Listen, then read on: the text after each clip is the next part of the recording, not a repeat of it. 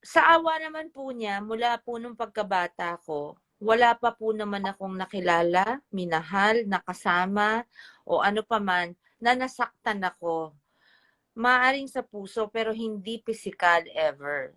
Ang asawa ko po, ni minsan, ni daliri niyan, hindi dumapo sa akin. Kabilin-bilinan po ng tatay ko yon. The minute na nasaktan ka, kahit kunyari sampal, iwanan mo na. Dahil ang susunod, suntok, tas sipa, tas bububugin ka na. Tsaka alam naman ni Kiko na marunong din akong bumarel. Joke lang, si Ngayon, pangalawang chismis. Kaya daw niya ako sinaktan ay dahil ako daw ay may boyfriend na mas bata sa akin. Ang pakiusap ko lang, sana sabihin niyo naman kung sino na makugal ko. At makaakyat siya ng matino sa aking asawa para humingi ng permiso na lumigaw sa o makipagrelasyon sa akin. Tsaka kung sino man tong batang boy, kahit pa matanda, okay? Kung ang matandang ito ay si Antonio Banderas o si Keanu, syempre ang aking minamahal, ang kaisa-isang lalaki sa mundo na maaaring iwanan ko si Kiko para si Keanu lang yun. Or kung bata, please, pwede ba si Ji Chang-wook o si Cha-on-woo o kahit sinong member ng SHINee at NCT, okay po, pwede po ba yun? Pangatlo, sweetheart, narinig mo na ba yung pangatlo? Hindi pa nga eh. Eto, baka magulat ka. Uy, buntis ako. Sus, Mario. Buntis daw ako. Kaya daw sinaktan. Ano? Talaga naman, oh. Siguro siguro nakita nila nung una, ay, hindi naman kapani-paniwala. Tapos yung pangalawa, hindi pa rin kapani-paniwala. Ngayon, sumusubok ulit, pangatlong kwento na, baka sakaling Nakalimutan paniwala. nila. Nakalimutan nila, hindi na ako 30s. I'm sorry. Kahit cute ako, 55 na po ako. At ayaw na namin ni Kiko.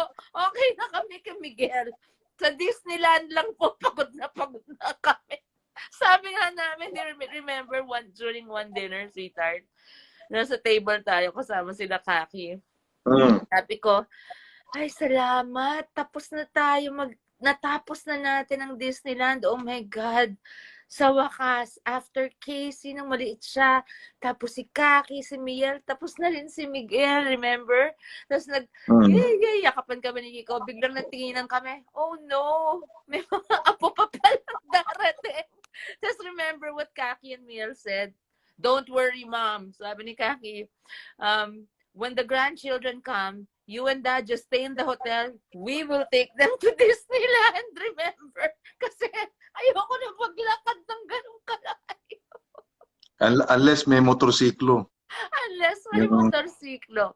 Okay, ngayon, mga kaibigan, sinabi na po ito ni Nanay Christy Fermin ko sa kanyang Christopher Minute. Dahil sa kanya po ako nagsabi nung Marso pa, okay?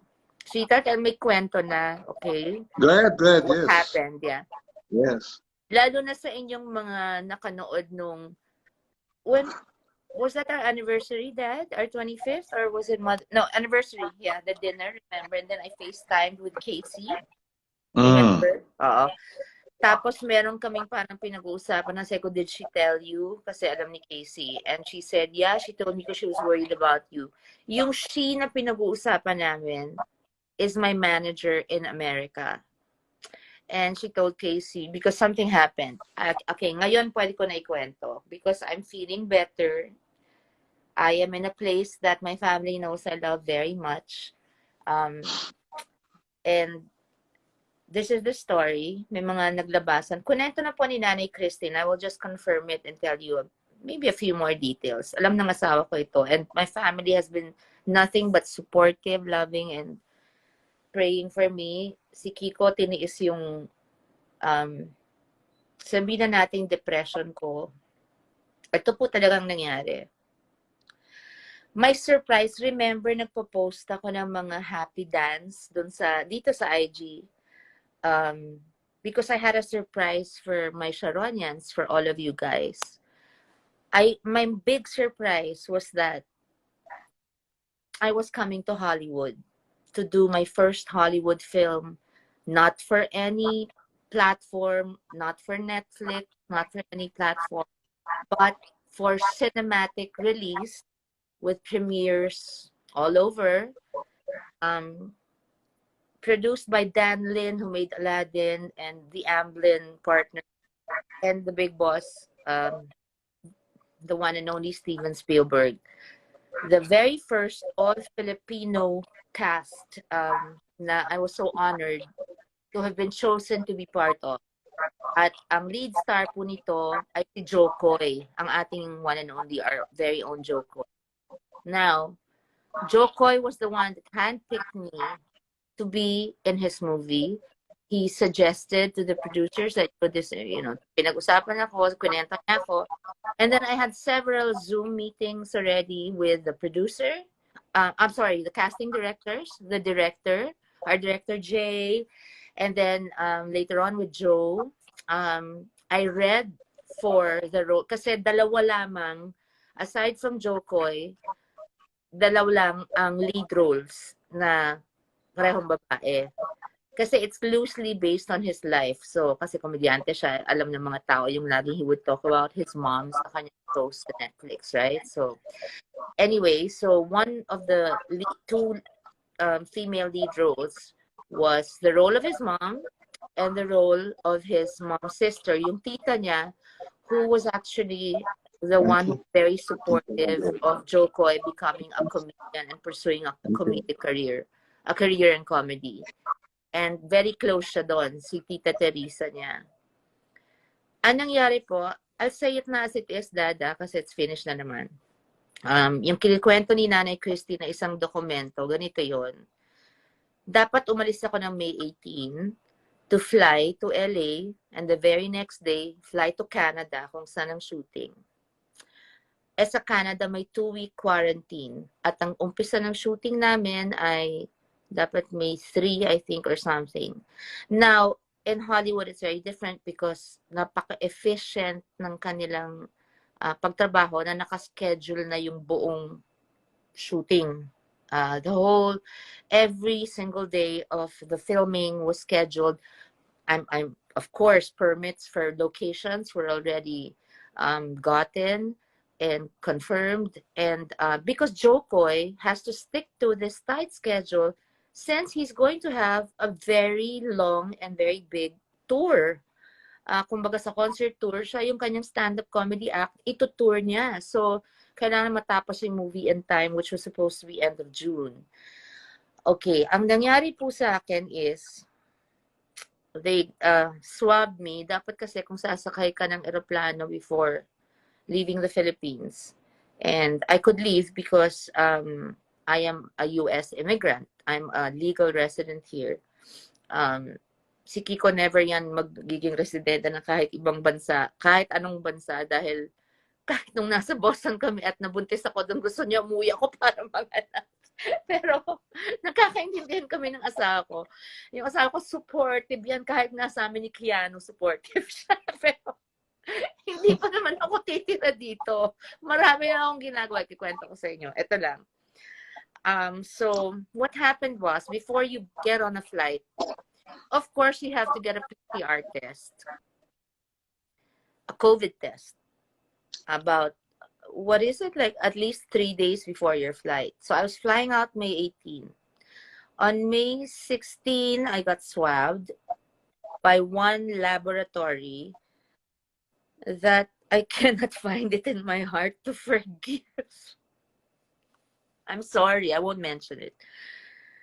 Because on May 17, I was leaving on the 18th, remember. On May 17, I was waiting for my results, and I had a Zoom meeting with our,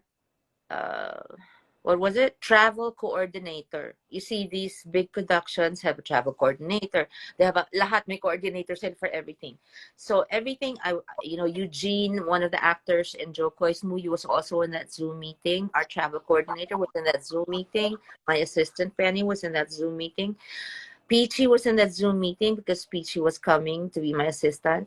Dahil hindi pwede magsama ng marami because of COVID restrictions, especially in Canada. So anyway, she was telling us, you get your working packets, you have them already. So And then when you land in LA, this person will meet you, and then you're just gonna walk from the airport to spend the night in this hotel that's connecting, and then the next morning, this is the map of the Vancouver airport. It was so detailed. It was so wonderful. She was a wonderful lady, and she was zooming in with us from Canada.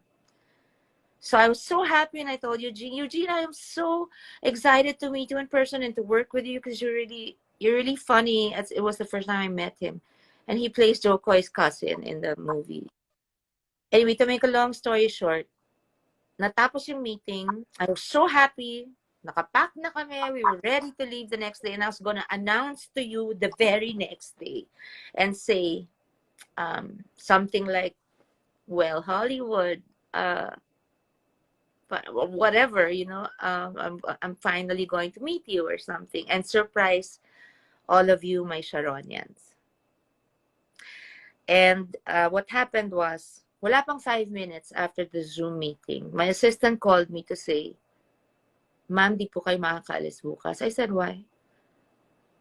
"Positive po yung COVID test nyo." So, napanik ako. I said, "What?" "Positive po." So, natural, nasabi dun nasabi ko agad sa manager ko. So it was a big problem because everyone was ready.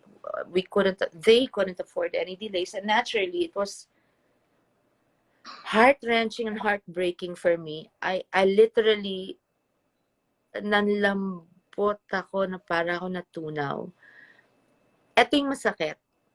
After this test by that lab, which I still cannot forgive, I immediately scheduled 3 different labs to come and test me again. After that, the next day, another different lab. So, pang-apat na. Later on, for ABS, we had swabs. It was a total of 7 tests after that first supposedly positive test. All the 7 different labs tested me negative. So, hindi ba naman heartbreaking yun? That's why I was depressed. At dahil di ko pa nakwento sa inyo yung bakit ako masaya, tas bakit bigla ako nalungkot, walang may alam. So it was, parang feeling ko, it was false positive, and 7 different reputable, trusted labs tested me negative. And I didn't, wala akong sakit eh. Wala akong sakit.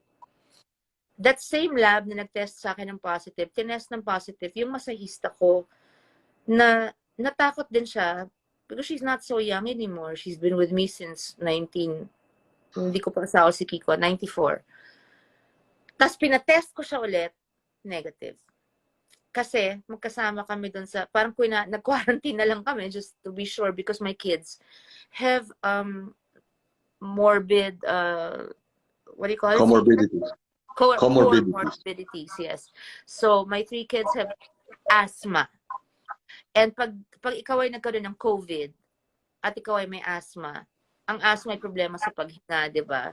It's something that can really, it's one of those diseases that can actually accelerate either it can be fatal, accelerate your being sick and all that. So that's why my kids got vaccinated with their dad. Well, Frankie, because she's 20, turning 21. Now,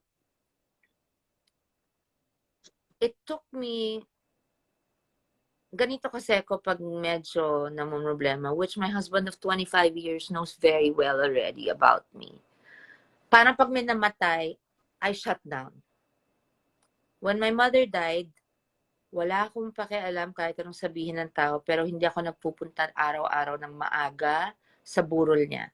Because I asked my husband if I could stay in my condo, yung dati kong condo na pang alone time ko, sa Twin Towers pa. Na sabi ko, I wanna mourn my mom my way. And in the condo, I was with my yaya, and I would talk to my mom and cry and pray and, mourn her in my own way.